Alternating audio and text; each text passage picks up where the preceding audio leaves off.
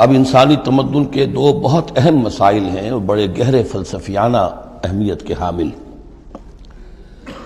پہلا مسئلہ ہے گناہوں کے بارے میں کہ ان میں ایک تقسیم ہے کبائر اور صغائر کی۔ بڑے بڑے گناہ، سب سے بڑا گناہ شرک ہے، کفر ہے، پھر یہ کہ جو فرائض ہیں ان کا ترک کرنا کبائر میں شامل ہوگا، جو حرام چیزیں ہیں ان کا ارتکاب کبائر میں شامل ہوگا۔ ایک ہے چھوٹی چھوٹی کوتاہیاں جو ہو جاتی ہیں، آداب میں ہو جاتی ہیں، یا اور جو بھی باریک احکام ہیں ان میں کہیں کوتاہی ہو گئی ہے، یا بغیر کسی ارادے کے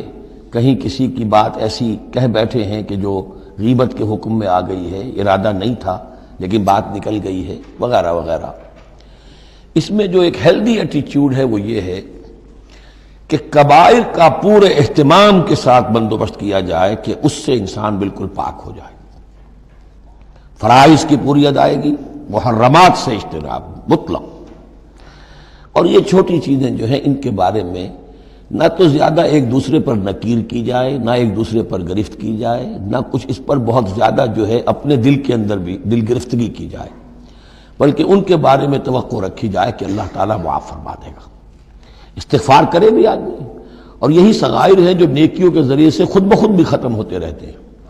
یہ جو آتا ہے کہ جو شخص وضو کرتا ہے صحیح طریقے پر بیٹھ کر اطمینان سے، تو جب وہ ہاتھ دھوتا ہے تو ہاتھوں کے گناہ جھڑ جاتے ہیں، آنکھوں میں پانی ڈالتا ہے آنکھوں کا گناہ جھڑ جاتا ہے، وغیرہ وغیرہ۔ تو یہ وہ صغائر ہیں۔ ان الحسنات یذہبن السیئات، یہ نیکیاں جو ہیں ان بدیوں کو دور کر دیتی ہیں۔ کبائر معاف نہیں ہوتے اس سے، نیکیوں سے جن گناہوں کی معافی کا از خود اعلان ہے قرآن میں، وہ کبائر نہیں صغائر ہیں۔ کبائر توبہ کے بغیر وہ نہیں بخشے جا سکتے، توبہ کرنی ہوگی۔ اور جو اکبر الکبائر ہے شرک، اس کے بارے میں تو 2 مرتبہ اس صورت میں آئے گا، ان اللہ لا یغفر ان یشرک بہ ویغفر ما دون ذلک لمن یشاء، وہ ہم پڑھیں گے بعد میں۔ لیکن ایک پرورٹڈ قسم کی مذہبی شخصیت ہوتی ہے، مذہبی مزاج، پرورٹڈ، بس شدہ۔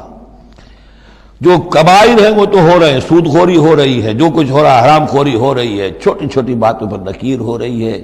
یہ پائنچا تمہارا نیچے کیوں چلا گیا ہے، اس کے اوپر ساری گرفت ہو رہی ہے، یہ کیا ہو گیا ہے، تمہاری داڑھی جو ہے شرعی نہیں ہے، اس کے اوپر گرفت ہو رہی ہے۔ یہ چیزیں جو ہیں دس از پرورشن، یہ مذہب کو بس کر دینے والی بات ہے۔ قرآن مجید میں اس معاملے کو 3 جگہ پر نقل کیا گیا ہے کہ یہ فلسفہ جو ہے کہ چھوٹی چیزوں کے بارے میں درگزر سے بھی کام لو، اور یہ کہ بہت زیادہ متفکر بھی نہ ہو، سینس آف پروپورشن ہونا چاہیے۔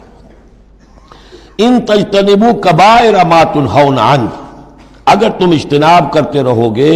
ان بڑے بڑے گناہوں سے جن سے کہ تمہیں روکا جا رہا ہے، نکفر عنکم سیئاتکم، تمہاری چھوٹی برائیوں کو ہم خود ہی دھوتے رہیں گے، پاک کرتے رہیں گے، صاف کرتے رہیں گے۔ جو بھی نیک کام کرو گے ان کے حوالے سے وہ جو فروگزاشتیں ہیں وہ خود بخود بھی دھلتی رہتی ہیں۔ وَنُدْخِلْكُمْ مُدْخَلًا كَرِيمًا، اور تمہیں داخل کریں گے بہت ہی باعزت جگہ پر، جہاں کیا تمہارا مقام جو ہے باعزت اکرام کے ساتھ ہوگا۔ یہ مضمون سورہ شورى میں بھی آیا ہے، پھر سورۃ النجم میں بھی ہے، 3 مرتبہ یہ مضمون قرآن میں آیا ہے۔ دوسرا مسئلہ جو ہے انسانی معاشرے میں وہ فضیلت کا ہے۔ اب ظاہر بات ہے کہ تمام انسانوں کو ایک جیسا تو نہیں بنایا ہے اللہ نے، کسی کو خوبصورت بنا دیا، کسی کو بدصورت بنا دیا، کسی کا قد اونچا ہے، کوئی ٹھگنے قد کا ہے، لوگ اس پر ہنستے ہیں، یا کسی کو مرد بنا دیا، کسی کو عورت بنا دیا۔ اب عورت اپنے اندر ہی اندر کڑھتی رہے مجھے عورت کیوں بنایا، تو اس کا حاصل کیا ہوگا؟ یا کوئی بدصورت انسان ہے، ٹھگنا ہے کسی اور اعتبار سے، دوسرا شخص ہے وہ دیکھتا ہے کہ وہ تو بڑا اچھا ہے، تو اب اس کے اوپر کڑھنے کی بجائے کیا ہونا چاہیے کہ اللہ تعالیٰ نے مجھے جو کچھ دیا ہے مجھے اس کے اوپر صبر اور شکر کرنا چاہیے، اور جو فضل ہے کسی اور چیز میں بھی ہو سکتا ہے، میں نیکی میں آگے بڑھ جاؤں، میں خیر کے کاموں میں آگے بڑھ جاؤں، میں علم میں آگے بڑھ جاؤں، تو یہ چیزیں جو ہیں انسان دوسری چیزوں سے اپنی ان کی تلافی کر لے، بجائے اس کے کہ ایک نیگیٹو اس کی سائیکالوجی ڈیولپ ہوتی چلی جائے، کڑھنا اور اندر ہی اندر جھڑتے رہنا، جس سے کہ پھر طرح طرح کی جو ذہنی بیماریاں پیدا ہوتی ہیں، انہی کانفلکٹس کی وجہ سے، انہی فرسٹریشنز کی وجہ سے مینٹل بیلنس آدمی لوز کر بیٹھتا ہے۔ تو اس کی بجائے دیکھیے کس قدر عمدہ تعلیم دی جا رہی ہے، وَلَا تَتَمَنَّوْا مَا فَضَّلَ اللَّهُ بِهِ بَعْضَكُمْ عَلَىٰ بَعْضٍ، اور تمنا نہ کیا کرو اس شے کی کہ جس کے ذریعے سے اللہ نے تم میں سے بعض کو بعض پر فضیلت دے دی ہے۔ اب اللہ کی دی ہوئی فضیلت ہے، اس میں آپ تمنا کریں، اور دوسری طرف یہ کہ اس میں حسرت ہو جائے۔ اب اس میں خاص طور پر جو مسئلہ ہے انسانوں میں، جو آج کا سب سے بڑا مسئلہ ہے دنیا میں، جیسا کہ میں نے بتایا ایکسپلائٹ کیا جا رہا ہے، مساوات مرد و زن۔ اب یہ بھی ایک فضیلت ہے، کسی کو اللہ نے مرد بنایا، کسی کو عورت بنایا۔ اب پہلی بات یہ بتائی جا رہی ہے للرجال نصیب مما اکتسبوا، مردوں کے لیے حصہ ہے اس میں سے کہ جو وہ کمائیں گے، وللنساء نصیب مما اکتسبن، اور عورتوں کے لیے حصہ ہے اس میں سے جو وہ کمائیں گی۔ یعنی جہاں تک نیکیوں کا معاملہ ہے، بدیوں کا معاملہ ہے، خیرات کا معاملہ ہے، حسنات کا معاملہ ہے یا سیئات کا معاملہ ہے، اس میں بالکل ایکویلٹی ہے۔ مرد نے نیکی کمائی اس کے لیے، عورت نے نیکی کمائی اس کے لیے، اس میں برابری ہے۔ عورت نیکی میں مرد سے آگے نکل جائے، اتنے مرد ہوں گے کروڑوں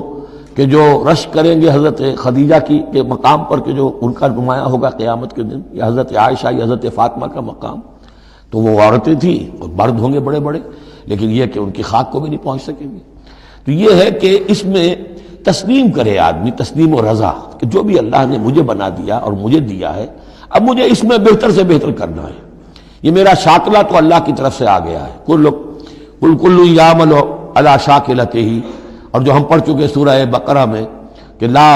یکلف اللہ نفسا الا وسعہا، وسع جو ہے وہ اللہ نے بنا دی ہے۔ تو اب اس آیت کو بھی غلط کوٹ کیا جاتا ہے کمائی کے لیے، کہ عورتیں بھی کما سکتی ہیں، دیکھیے لکھا ہوا نصیب مما اکتسبن، ان کے لیے حصہ ہے اس کمائی میں سے جو انہوں نے کیا۔ اچھا، کمائی سے مراد یہ سمجھ لیجیے قرآن مجید میں صرف ایک جگہ ایسی ہے سورہ بقرہ میں جو ہم پڑھ چکے ہیں، جہاں کسب کا لفظ آیا ہے معاشی جد و جہد اور معاشی کمائی کے لیے۔ باقی پورے قرآن میں کسب آتا ہے اعمال کے لیے، کسب حسنات، کسب سیئات، بدیاں کمانا، بھلائیاں کمانا، کسب اس کے لیے۔ اور دلیل اس کی یہاں کیا ہے، مما اکتسبنا نصیب۔ اگر تو ایک عورت نے کمائی کی ہے، تنخواہ 10,000 کی ہے، تو 10,000 میں سے 2,000 تو نہیں ملے گا اسے، باقی 8,000 شارٹ لے جائے گا۔ تو نصیب مما اکتسبن نہیں ہے وہ، تو اگر کسی کی واقعی کوئی کام کرتی ہے خاتون، اگر کوئی اس میں حرام پہلو نہیں ہے، پیشہ جو ہے وہ بھی شریفانہ ہے، اس میں جو بھی آداب ہیں پردے کے، سطر کے، حجاب کے، وہ بھی ملحوظ رکھے ہوئے، ٹھیک ہے، تو جو کمائی اس کی پوری اس کی ہوگی، اس کا حصہ تو نہیں ہوگا۔ اعمال میں البتہ آیا ہے کہ اعمال میں جو ہے مختلف اعمال کے مراتب ہوتے ہیں، کتنا خلوص نیت کتنا تھا، آداب کتنے ملحوظ رکھے، یہ ہم سورہ بقرہ میں حج کے ذکر میں بھی پڑھ چکے ہیں کہ ان لوگوں کے لیے بھی نصیب مما کسبوا، جو انہوں نے کمایا ہوگا اس میں سے حصہ ملے گا۔ تو یہاں پر یہ نیکی اور بدیوں کا تذکرہ ہے، یعنی جہاں تک مورل لیول ہے اس میں عورت اور مرد برابر ہیں، ہیومن ڈگنیٹی، ہیومن آنر اس میں برابر ہے، مورل لا برابر ہے۔ لیکن یہ ہے کہ باقی جو معاشرتی ذمہ داریاں ہیں اور ان کے حوالے سے جو تقسیم کار اللہ نے رکھی ہے، اس کے اعتبار سے فرق ہے۔ اب اس فرق کے ساتھ اگر عورت ریکنسائل نہ کرے اور بکڑتی رہے اور مرد کے بالکل برابر ہونے کی کوشش کرے، تو فساد کا جو سارا معاملہ جو ہے اس معاشرے کا، وہ فساد کے نظر ہو جائے گا۔ وَاسْأَلُوا اللَّهَ مِنْ فَضْلِهِ، اور اللہ سے اس کا فضل تلاش کرو۔ اے اللہ تو نے مجھے اس معاملے میں کم رکھ دیا ہے، اے اللہ مجھے اس معاملے کے اندر تو مجھے ہمت دے، میں ترقی کروں۔ تو اللہ تعالیٰ بہت سے لوگوں کو کسی اور پہلو سے نمایاں کر دیتا ہے۔ ان اللہ کان بکل شیء علیما، یقیناً اللہ تعالیٰ ہر شے کا علم رکھتا ہے۔